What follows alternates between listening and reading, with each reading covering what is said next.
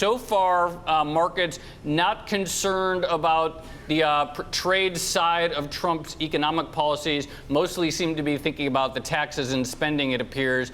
But you think it could have pretty severe consequences. Lay out some of the ramifications of Trump's trade policies on the world. Well, you're absolutely right that after the initial shock of Trump's victory, that markets and everyone else are trying to look on the upside.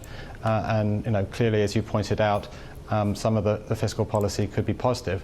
But the potential for protectionist trade wars, which could actually cause the collapse of the multilateral trading system, could cause a global recession, which would dwarf anything that Trump would be doing domestically. I mean, as you said, he's not going forward with a TPP. I think the TTIP talks, which were already stalled with the EU, are dead. Renegotiating NAFTA, who knows what that means, but Canada and Mexico, both big trading partners. If he does slap tariffs on Chinese trade, the Chinese will clearly retaliate. And that leads both to inflation in the United States, it leads to slower growth, it leads to the disruption of supply chains, it leads to lower exports for US companies, and it leads to a global system in chaos.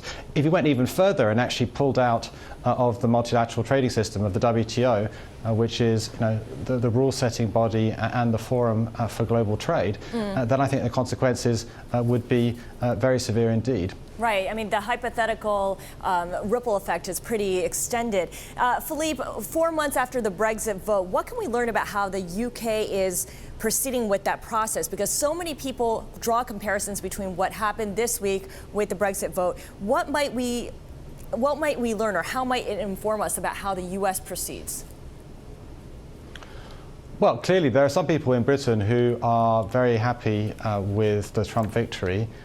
They think that while Trump hates free trade in general, that he's going to put Britain at the front of the queue for some kind of special treatment, and we'll see if that turns out to be the case. I think that if we are heading to a world of rival trading blocs, then the UK might find it very lonely out there. If the US goes protectionist, Europe, it tears itself apart from Europe, Asia coalesces around China. That kind of world is not the global free trade world that the Brexiteers were promising.